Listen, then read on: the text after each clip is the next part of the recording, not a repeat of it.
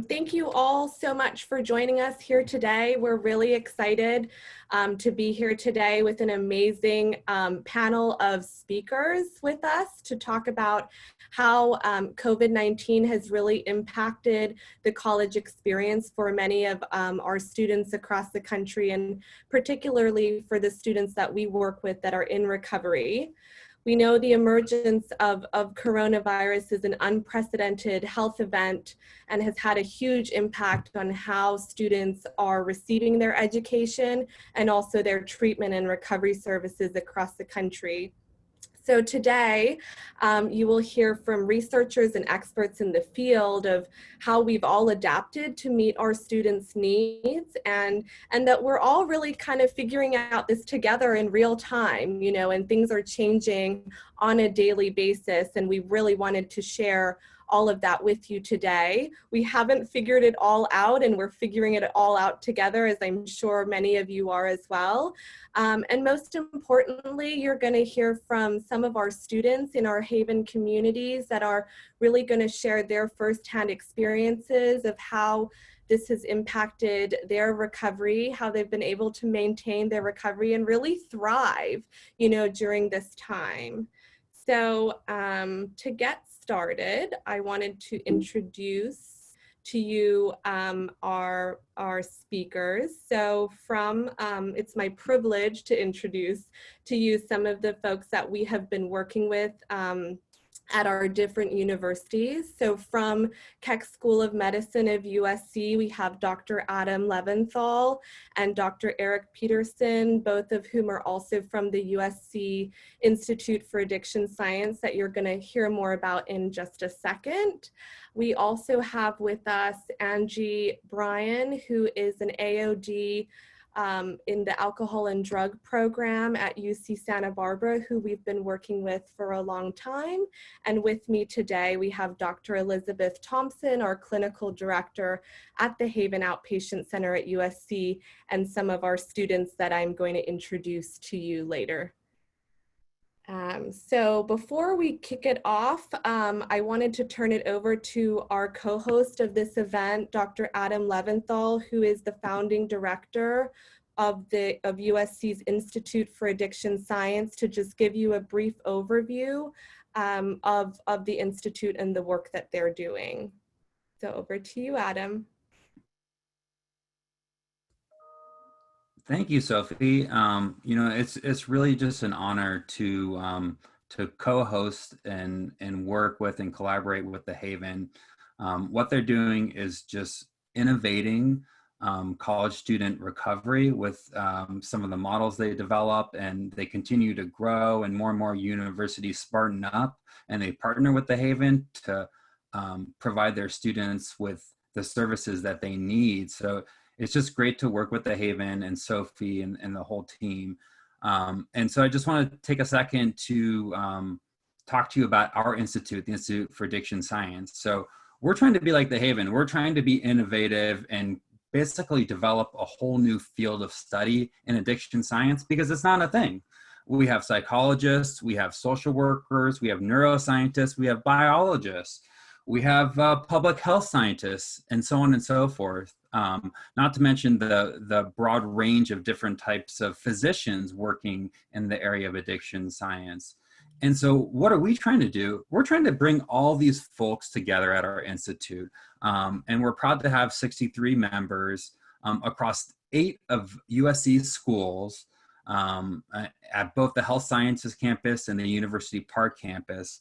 And we have a number of student members as well. And we're trying to develop new, innovative, transdisciplinary research and education programs, where we're trying to break down these historic barriers and silos that have separated academics who are from different disciplines, bring them together and give them an infrastructure to work together. And one of the new initiatives that I'm really excited to talk about, and I hope our undergraduates listen when I say this, is we've developed a new transdisciplinary addiction science minor, which offers classes from the Keck School, the School of Social Work, the Dornsife School, and there's one other that I'm forgetting that probably Kristen, the School of Pharmacy, who we're very much partnering with on this. So anyhow, check out our webpage, and we appreciate the opportunity. And I'll let the other speakers take it away, and really excited to hear what they have to say. But I'm just really glad that a topic is being devoted to this, because as you said, Sophie, there's no playbook for dealing with recovery as a college student during a unprecedented pandemic, and a lot of people are suffering out there. And there's a lot of things that we're learning about addiction and addiction treatment, some of which actually may benefit us moving long term, like the deregulation of certain government policies that prevent people from accessing methadone, for instance. Anyhow, I'm really, really excited and interested to learn. And if you have any questions about our institute, feel free to contact me and check out our website. And then finally, you will get to see one of our awesome faculty members, Dr. Eric Peterson, who's a preeminent scientist, very well known for college student addiction recovery and prevention. So thanks. Thank you, Adam. We are so grateful for all the work that you're doing at the Institute and at USC, and we're so privileged to be a partner of yours. Whoops, okay, I'm not really good at slides. Okay, so to kick off the presentation, we wanted to frame for you what we're really up against on college campuses as it relates to substance use. And some of you might be familiar with these statistics already. This is really what we were dealing with pre-COVID. Half of students engage in high-risk drinking, and 23% of those actually meet criteria for a substance use disorder. The other thing that we've been dealing with, and more importantly, is that of those students, only about 3% will ever present on their own to really get the help that they need. That means there's over 4.5 million students that will never actually seek help. And this is the challenge that we faced before COVID. And now what we're really looking at is how difficult it is in the face of all of the new challenges we have, you know, in COVID. What we do know is that the problem is getting worse, that alcohol use and drug use hasn't gone away in this pandemic. These are some key findings from a survey of students that were done by Active Minds, which is an organization that works very closely with universities across the country. And they did this survey in April 2020. And as you can see, about 1 in 5 college students actually say their mental health has significantly worsened. The combination of the pandemic and stay-at-home mandates means conditions are tailor-made right now for increased drinking and substance use. Some of the most common ways that students have reported that COVID has impacted their lives are increased stress and anxiety, disappointment or sadness, loneliness and isolation. And these stressors are really triggers for increased substance use, which also heightens the risk of other issues, including mental health disorders. So we know from this data and other data and research that we hear from our university partners and in the field is that the need for services is even greater than before. And that with these stay-at-home orders in effect during COVID and over the last couple of months, the limited access to in-person support systems has been really challenging. And so we're really excited today to share with you, you know, how we've been able to adapt. And I know all of you on this call have had to make adjustments, you know, in terms of whatever field you're in.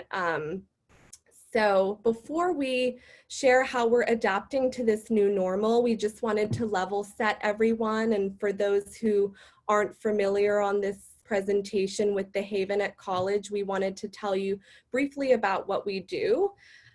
This picture really encapsulates what the Haven is all about: keeping college students struggling with substance use and co-occurring and mental health disorders safe and in school, while they also have an opportunity to work on their challenges and or their recovery.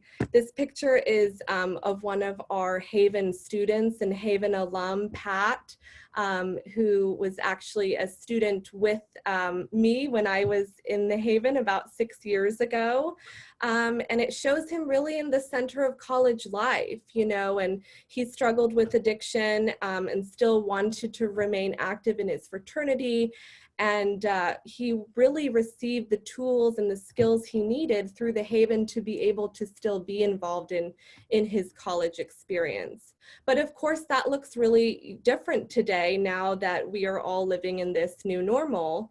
Our goal at the Haven has always been to meet students where they are, give them the tools to do this. And we have through our continuum of care that includes prevention and education, peer support, clinical services, intensive outpatient treatment, and recovery housing. So two of the main services that we wanted to share more about with you today are the outpatient centers and recovery residences, and how we've adapted our services to meet our students' needs during this time. And of course, we've had to make a lot of them. And what COVID has really done for us has given us an opportunity to replicate this mission of keeping college students at the center of college life virtually, and continuing to adapt their experience for them. So this is a picture of actually our team and some of our clinicians from across the country. So as we've moved all of our outpatient services to be aligned with what universities were doing as COVID hit 3 months ago, we were really amazed with how quickly our teams came together to ensure that none of our students fell through the cracks and were still able to get the support they needed. This is really the new reality we are all experiencing right now. But this isn't, you know, the full student experience that we promised through the Haven. We've been serving about 125 students in our outpatient program across the country. And as we look to replicate Pat's experience virtually that I just talked about, we've done a lot of research with the current students we serve. Some key findings from the students' experiences so far are that the online virtual platform experiences and services they're engaged in are just as meaningful as they were when they were in person, and that they have strong therapeutic alliance with their clinicians and clinical team they're working with. There's still a lot of value that they're getting from groups and individual sessions, but what they really miss, and what all of us really miss, is that connection with their peers, that in-person social connection. So there was obviously and still is a lot that we have to consider to keep our integrity when we move to an online platform as we continue to develop a robust experience from our students. So I'm actually going to turn it over now to Dr. Elizabeth Thompson to share a little bit more about what that transition has looked like for us at the Haven. Over to you. Thank you, Sophie. I'm really excited to share with you all the shift that the Haven has made in response to COVID. We have really worked hard to make a really seamless transition into offering telehealth services and shifting our program from an in-person IOP to a virtual IOP. The Haven has been able to maintain the highest standard of care for our students, as well as ensure secure client confidentiality at this time through the utilization of a fully HIPAA-compliant telehealth platform. In addition, we have taken increased precautions at this time with regard to our admissions process. Our clinical team is engaging in an extremely thorough screening process to really determine the appropriateness of fit for telehealth delivery of our IOP and OP services. So we are really cautioned to taking on high-risk clients at this time and are really looking for those clients who could really benefit from telehealth delivery at this moment. We really want to ensure that these clients can benefit from telehealth services, and we're not really creating any liability or risks to their mental health since we can't work with them in an in-person format.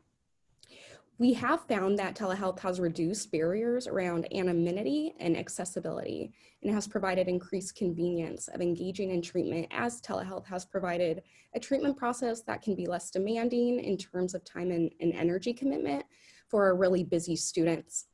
In addition, we've noticed that the shift to telehealth has been fairly smooth due to our population of college-age students who really are well-versed in technology and have that ease and confidence in accessing a telehealth or virtual platform. In addition, the telehealth has really supported the Haven's ability to treat our students who may have had to leave their universities and had to move home across state lines.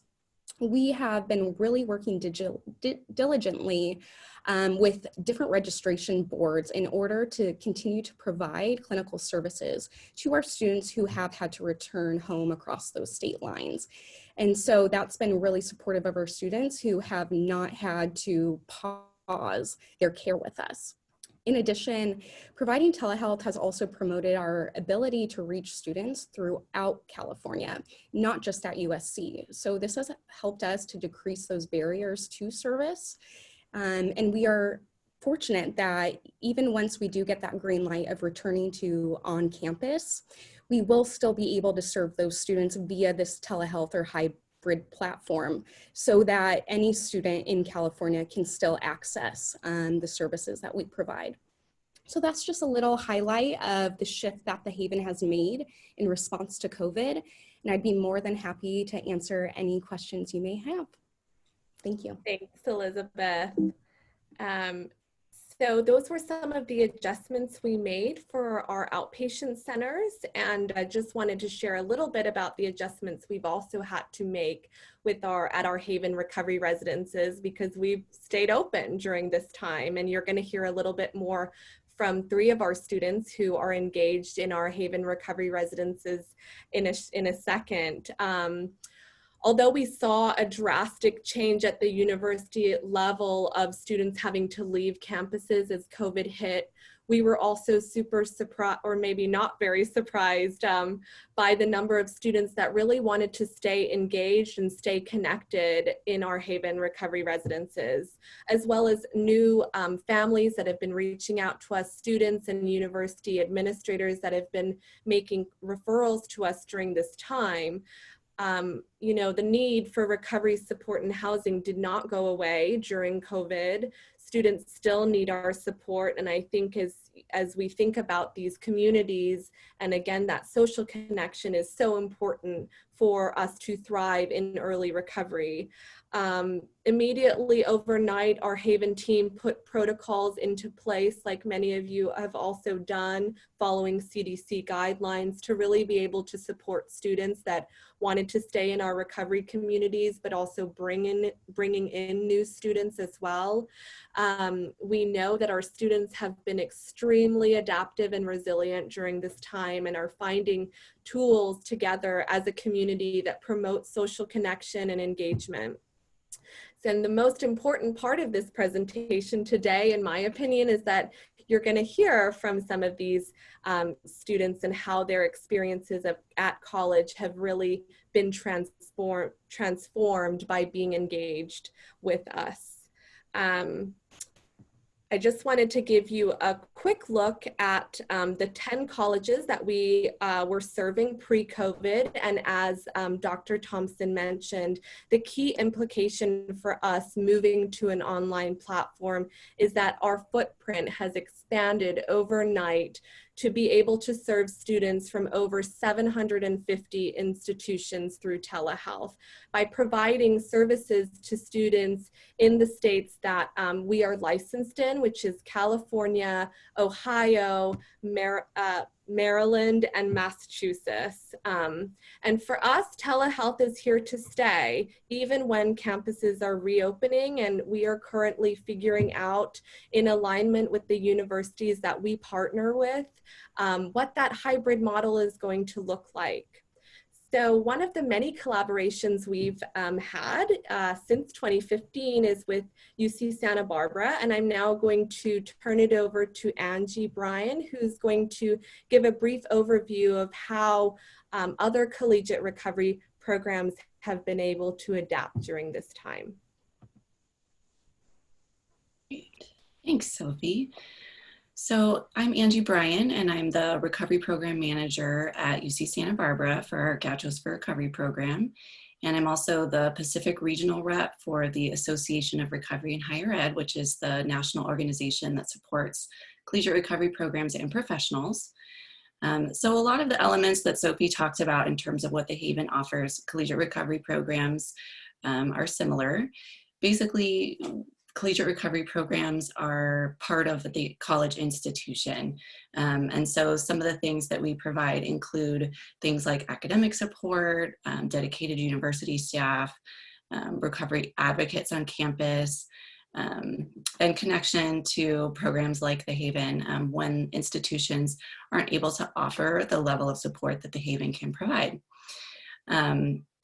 UCSB also focuses a lot on harm reduction services, so things like naloxone distribution and safe use guidelines, which is something we've really focused on a lot during COVID since students are isolated right now. So that's something that's a big part of our collegiate recovery program.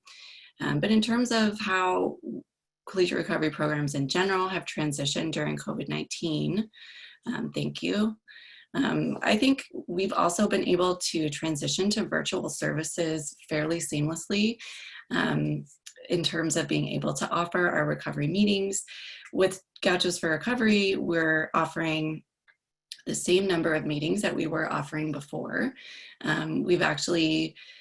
The attendance has changed a little bit. Some weeks are less than others, which is pretty typical of in-person meetings as well. Someone had asked in the chat if there were new people coming in, and that is something that we're seeing. Even just right before this, one of our counselors was texting me about a new student who is interested in being connected with GFR. So that does present a challenge in terms of having someone be able to be integrated into our community, having never met them in person. So that's kind of a new challenge that we're facing, that we're trying to work around, is figuring out how do we get these people really connected when they're not able to be together. So our peer outreach is still happening. We do individual outreach. So I have interns, paid interns that work for me that are students in recovery, and they do individual outreach whenever there's a student who is needing peer support. Our program, we also offer individual counseling with our licensed clinicians. Social events has also been another challenge, obviously. That's a big part of what collegiate recovery programs do, is fostering that community and the abstinence-specific social events. So trying to do that virtually, we've had to get creative. So there's been like explorations of how to play games online, how to watch movies together and things like that. It's just all new and trying different things to see what works, but I think our students have done a pretty good job of that. We've also continued at UCSB with our naloxone training and distribution because that's so important right now, as I mentioned, because students are alone. And so I was able to do an online training, and then I had safe distribution. So outside of our building in Isla Vista, I had it kind of set up far away from me, and students could walk up or ride up and grab their kit and go. So we've kind of had to figure those things out on the fly. But in general, I think all the collegiate recovery programs nationally have done a really good job with this. And it's also opened up a new opportunity, as similar to what Sophie was talking about, for students to connect to students in other programs in other states. we have a graduate and non-traditional meeting at UCSB, and one of the graduate students was an undergrad at UMass Boston, and so has a connection with some of those students. And so now that meeting is kind of half UCSB, half UMass Boston, which is really cool and something that wouldn't have been possible. Well, I guess it would have been possible, but just not something that we had thought about or done before when we weren't doing it on Zoom. And there's also a national list of meetings from other collegiate recovery programs so that students can join into meetings from any collegiate recovery program that has open meetings. So that's kind of providing a new opportunity for people to connect in, you know, the wider realm. So that's something, a silver lining that has come out of this, I think. I don't anticipate that there's going to be in-person services starting again, at least for the fall. I have no idea. I don't think any of us do what's going to happen after that, but we're figuring things out as we go, as everyone is. So great. Thank you so much, Angie. And we're so grateful for everything that you're doing with our UCSB community as well. I'm now going to turn it over to Dr. Eric Peterson to talk about digital health approaches. Great, thanks, Sophie. I just wanted to talk very briefly about the research side of screening and intervention and how it applies to telehealth with this population. So first, there's a solid research base about the importance of screening on campus and how that can initiate referrals to treatment and of course to recovery services. Identifying students who need help early on is essential to prevent substance use problems and sustained patterns of use that might become chronic and more difficult to treat later on. And so these referrals, you know, they often occur within mental health clinics, but also within student affairs. Students might get in trouble for drinking or using substances in the dorms. And so there are brief screeners that are available with empirical support, and it's encouraged that individuals use those. Students don't typically reach out for help, so having a space where substance use concerns can be identified and talked about in a safe space initially is going to be very important to help move them on to a next phase of care. So for some, you know, they might benefit from a brief one-time approach program, and there's a lot of brief interventions that have been looked at with college students. They're usually based around the brief alcohol screening and intervention for college students, or the basics approach. It's this multi-component model that's really been the standard for college students.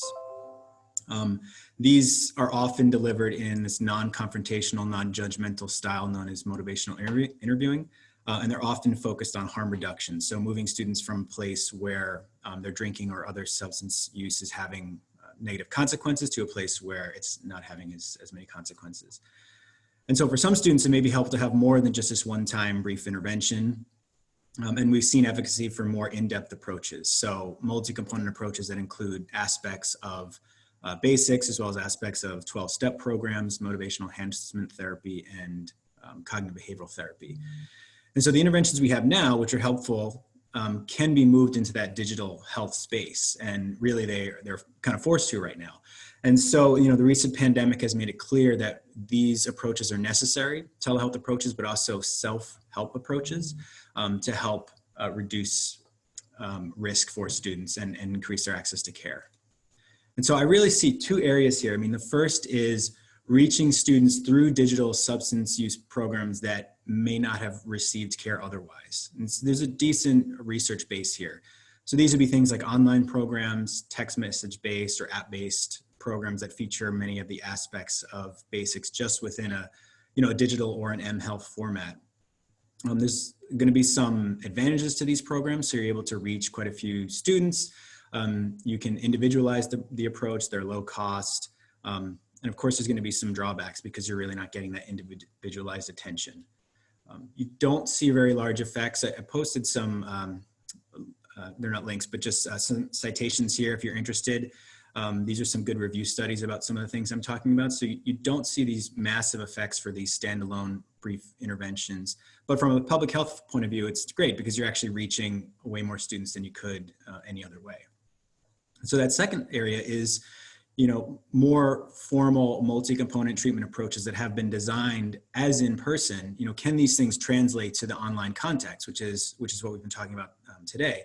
And so, online 12-step groups or telehealth meetings with a therapist, there are a lot of advantages here. So, for example, if we get hit with another pandemic or another reason why you can't go see your therapist the next week or the next day, there's no break in care. You just talk to them in person one day, and now you're talking to them over the computer or Zoom the next day. The therapist gets to deliver care in the person's home, which might actually be, a risky environment for them. They can see some of the environmental stressors that are there for them. They might be able to connect with family members, roommates, other people that are within the home that might be able to support the person. Might be more available, maybe some late night meetings, less likely to actually miss meetings. I mean, now you just have to open up your computer rather than actually come in for care. And so a lot of those barriers are removed, such as travel and maybe childcare issues. So moving care that was designed as in-person or was traditionally delivered in person to online formats can be challenging, but the nice thing is the research evidence is there that suggests that it can be effective, and it can be just as effective as this traditionally delivered in-person care. Patients themselves don't really see many differences. I mean, for many, it's nice to actually come out of the house and be in groups of people, but for the most part, the care that they're receiving is comparable. You do see lower use rates, you see abstinence rates, and you actually do see lower dropout and greater attendance here. So, I mean, the main takeaway from this is that, there's good telehealth treatments out there that are available to students. There are these digital tools that can be used either as standalone programs and interventions, or that can be used to as adjuncts to care for those enrolled in a higher level of care. They're seen as acceptable and feasible. They're perceived as not very different to in-person care, but it is this emerging research area. So there's definitely more work we could do in this space. And I'm sure a lot of that work, some of the work at USC and some of the work throughout the other universities that you all are at are looking now at that. So that's it. Thanks very much. Thank you so much. I want to address some of the questions, but I also want to be mindful of time and really want to hear from all the students. So we're going to quickly answer one of the questions from the chat before we move to the students. So Jennifer, you asked, have we had new students join our program since the start of COVID? And the answer is yes. And if so, how have we found the most success in fostering meaningful relationships? So I'm going to quickly ask Dr. Thompson to touch on that briefly. And then most importantly, want to get to our students.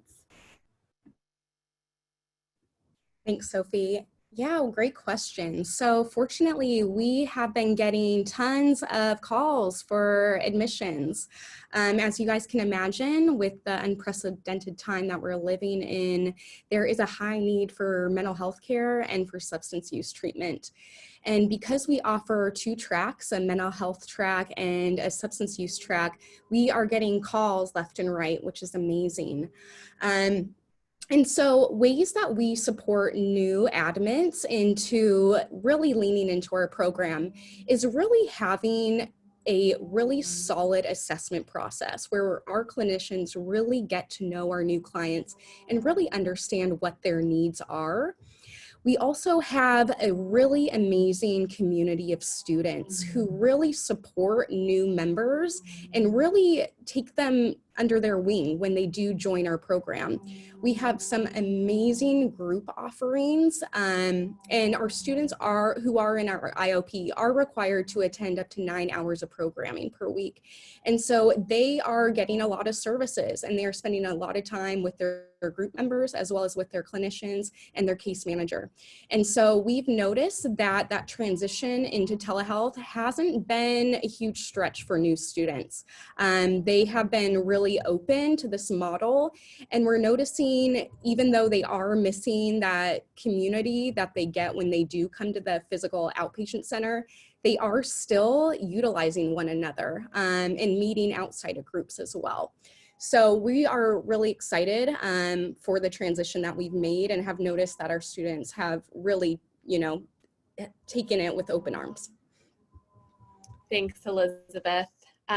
So really excited to introduce to all of you 3 of our Haven students who are going to share their experiences. I know there's some more questions that are coming in, so I'm going to type some answers in the chat as well. But I want to introduce three of our students, Sam from our UC Santa Barbara Haven, Madison from our USC Haven, and Chris from our Tufts Haven in Boston. And each of them are going to just share with you, what their experiences have been like during this time, and how they've been able to stay connected, how they've been able to really thrive in their recovery during this time. So without further ado, I'm going to turn it over to Sam. Thanks, Sophie. Can everyone hear me okay? Okay, good. Yes. Sorry, I'm in the airport right now, unfortunately, but I have to wear a mask. Yeah, so I guess first I'll start with kind of like how I got sober and like involved with the Haven. I'm like now the house manager at the Haven in Santa Barbara. And like it was kind of a long, crazy road to get there. I went to college originally in 2012, and prior to that in high school, I had some substance abuse issues, consequences to some of my actions surrounding drugs and alcohol. And then when I got to college, kind of that I took that to like a whole new level, and for several years was kind of in and out of college, like trying the kind of geographic solution. And I'd come home and I'd work for a semester and then go back, and it'd be the same thing all over again. And eventually I kind of had enough. Although it's funny, like I wasn't the one who reached out for help. It was my parents saying, we need to get you some help. And I said, okay, yes, I need help. And I went to treatment, got out, and was just like really focused on my recovery. But I really wanted to go back to school. And like, unfortunately, I kind of burned all the bridges with the schools I had attended. And I didn't really know like what to do. And I did a little bit of research and I found the Haven. And I said, all right, like, let's do that. Let's go to the Haven, and, we'll worry about where I'm going to go to school after that. So I moved out to Santa Barbara, moved into the Haven, and started kind of taking classes at the local community college. And the Haven was awesome for me as a resident. It allowed me to connect with peers who were, dealing with the same issues that I was dealing with. And, it created that platform to like help us navigate, the struggles of being a college student and being a college student in recovery together, which makes, all the difference. So I lived in the Haven for about a year as a resident, and then took over as the house manager, which is a role I've been in for about a year and a half, almost 2 years now. And, everything was going great. And then COVID happens. And I think the biggest thing that it impacted was just getting everyone out of their routines. That definitely happened for me, where I had the routine where, I'd get up, I'd, get ready, go to class, like go to the gym, come home. I had this routine that I knew worked for me. And then, classes go online, like everything goes online, and that just like really changed things for me. And I think like for everyone else in the house. And I mean, for me, like I have kind of this like apathetic tendency where, if I don't need to be somewhere, I'm not giving like 100%. And so like that was the biggest thing I had to overcome during this pandemic, was like, how do I reestablish that routine? Like, how do I get back into the swing of things when like things are, stationary for the most part? Like everything's moved online, but like I'm staying put in my house all day. And that was like really hard for me. but luckily we had like a house full of people, and we were all kind of navigating those problems together, and we were dealing with making sure we're still going to class even though it's just online, and doing our work, and like um, really putting 100% effort into what we're doing. um, and then from a recovery standpoint, what COVID changed was like we lost that human connection that we really like thrive on, to some degree, because all the meetings had gone online, and whatnot. And so, what we did in Santa Barbara was we kind of like doubled down on our support for one another, and like how do we strengthen like our like kind of microcosm of the community, while this whole pandemic is happening and we like don't have the ability to connect in person with people outside the house. And I know that was like definitely frustrating for some of our residents, and me, having a lot of friends outside the house, and people in the house had significant others outside the house who they wanted to spend time with that we couldn't really do. And like that was definitely like a big like give and take for all of us. And what we ended up doing like concretely was like we started having recovery meetings in the morning, where we like read from like a piece of literature and just discuss that and start our day like that. And that was really positive, um, for strengthening our community and keeping us focused on recovery. um, and like fortunately we've had like a lot of success within our community. During this pandemic, we had 2 residents graduate from UCSB and recently move out, and move on with their lives.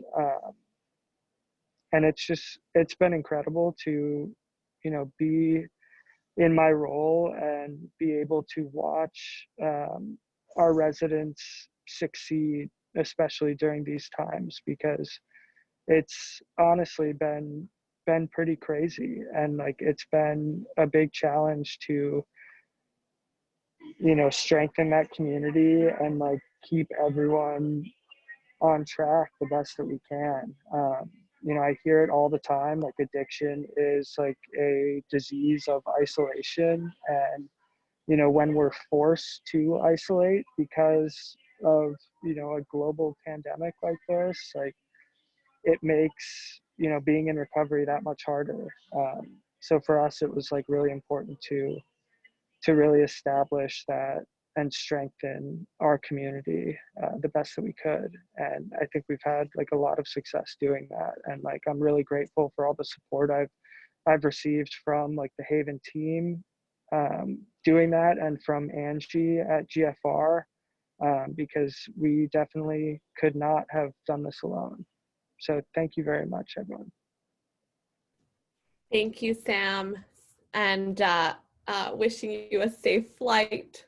And now I'm going to turn it over to Madison from USC. Hi, guys. Yeah, like Sophie said, thanks, Sophie, for having us. Super cool to participate. So I started at USC in 2013. I've always had a problematic relationship with substances. I started drinking daily when I was like 12.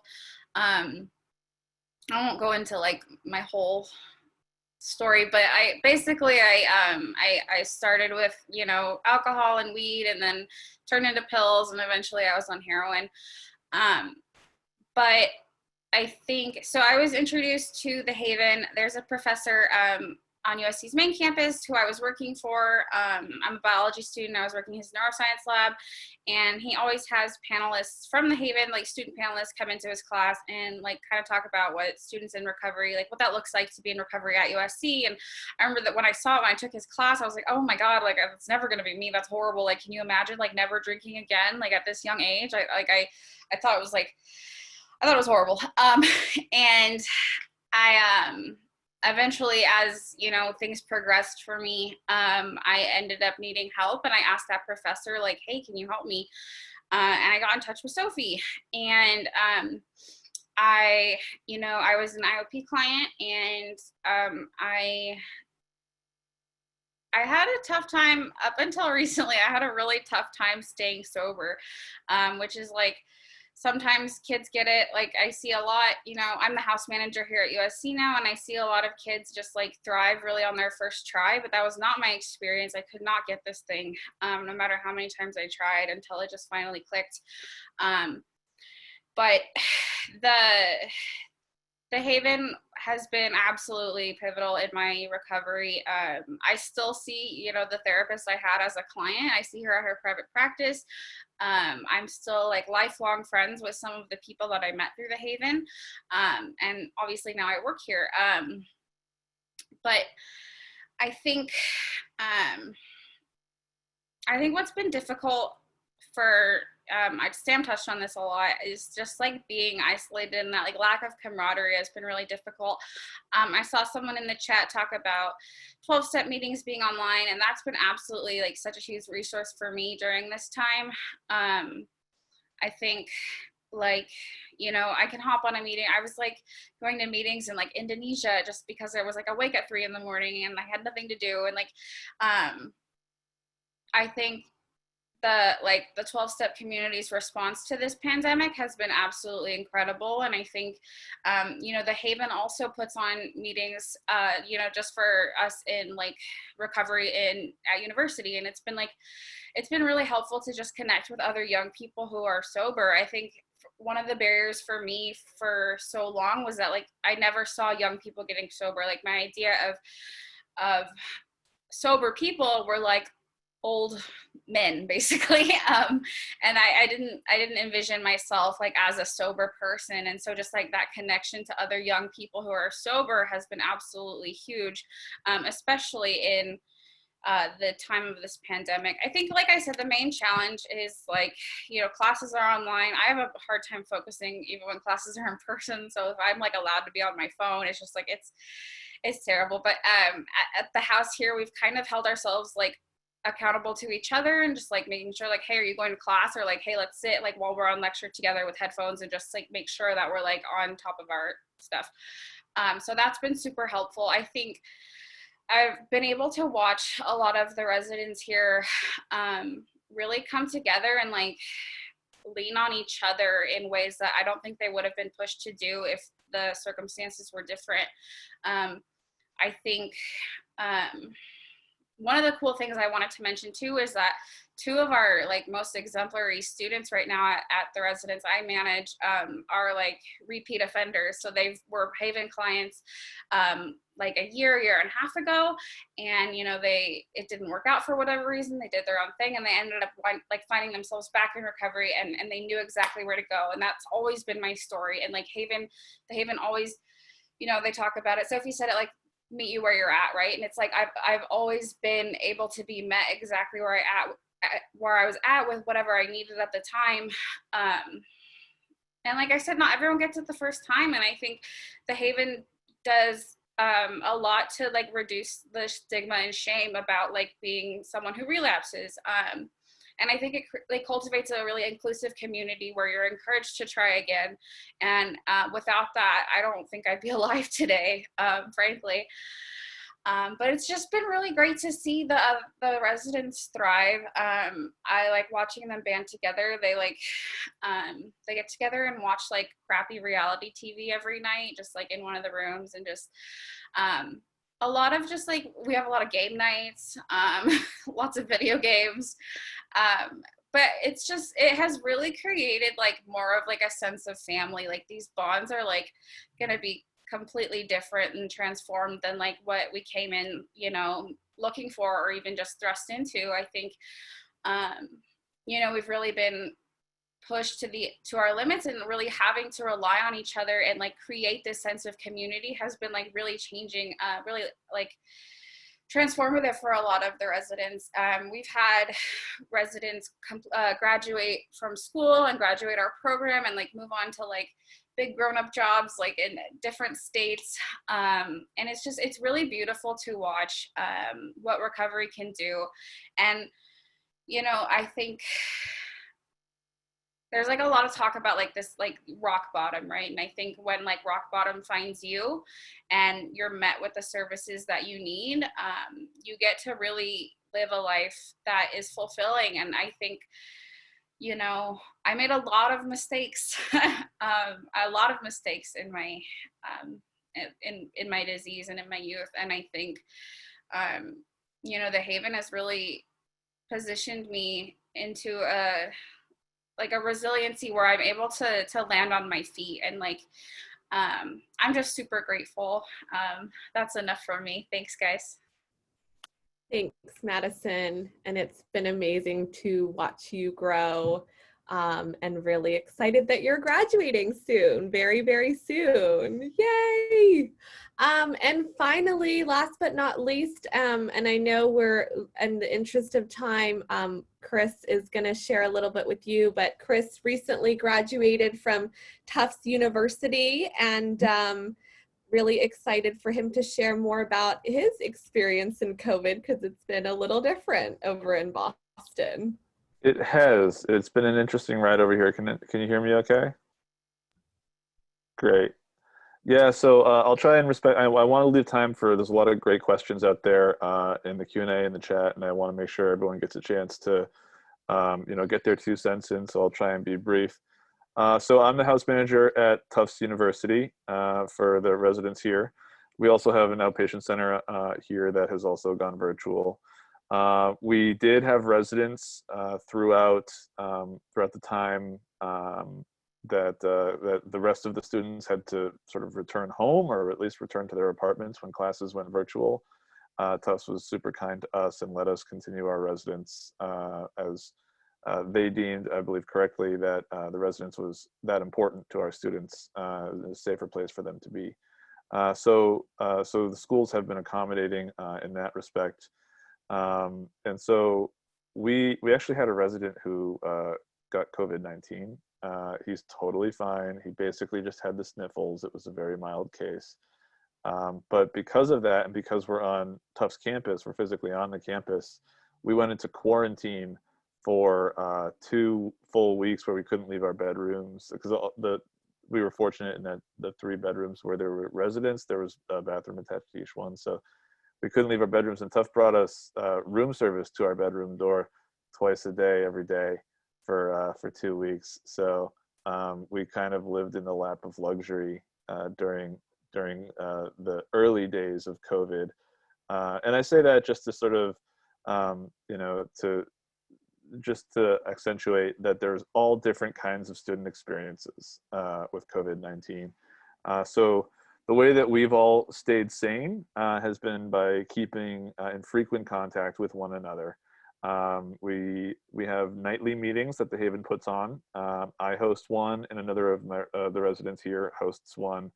And those meetings are designed for any Haven resident or patient anywhere in the country. They can dial in.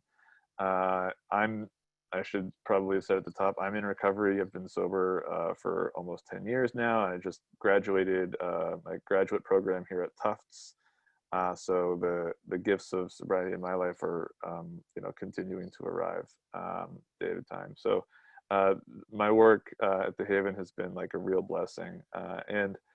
And I will say that in COVID-19, you know, it's been a struggle, but there's also been a sense that we're all going through it together.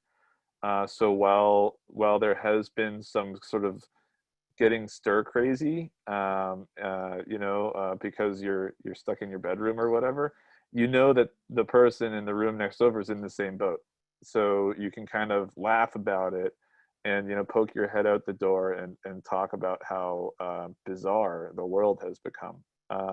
I know also that our IOP sessions have gone virtual with rave reviews. So I've had residents here who are also participating in IOP, And those sessions have been phenomenally helpful to them, not only because they're getting what they need from the IOP experience, but also from the perspective of having additional ways to connect with people when you are so otherwise isolated. I mean, it's not to say that I'm not there for them. We're all there for each other, but you just don't see anybody at the coffee shop or in any of those day-to-day life situations. And so having more people to talk to vis-a-vis the virtual IOP has been really beneficial for our clients here. In the interest of time, I'll just leave it there, but I'd be happy to speak, afterwards with anybody, or, even offline or whatever, and help answer questions. Thanks, guys. Great. Thank you so much, Chris. And really, thank you to all of our students and all three of you for really supporting our communities at the various universities that you're at. We're so grateful for you, and you are such a beacon of hope to many students and young people across the country. We're now going to just take a couple of questions. I've been trying my best to answer as many of them in the chat as possible, but I've also shared my phone number and my email with all of you in the chat. And I'm actually going to pitch this one over to Kristen from the Institute on what will on-campus screenings look like. Kristen, do you want to answer? Sure. Can you hear me okay? I'll do my best. So it just depends on what campus you're talking about, but typically a student health center is a place where these screenings take place. But there are a lot of campus partners that also do these screenings, from residence life to athletics to specific colleges. So what Eric was mentioning was a digital version, and a health promotion office would usually send out a digital version of this screening to all their students. Thanks, Kristen. And we are also in collaboration with some of our university partners doing some of these evidence-based screenings as well, for example, in Boston and in Maryland through our virtual outpatient center. And we were also doing this in person before as well. All right. Are there any other questions that I didn't address? I just want to be mindful of time. We have 1 more minute left. All right. Well, we have a recording of this webinar and can share it with everybody. We also have our information that we can get out to all of you. And if you'd like to follow up with any of the speakers here from the Haven or from the Institute for Addiction Science or with Angie at UC Santa Barbara, please feel free to reach out for us. We are so grateful for all of your time that you've given us today, and we hope to hear from you soon. Adam, did you want to close out with anything else? No, that was really informative. Thanks to all the speakers. Great. All right. Thanks, everyone. Hope you have a great rest of your day. Take care.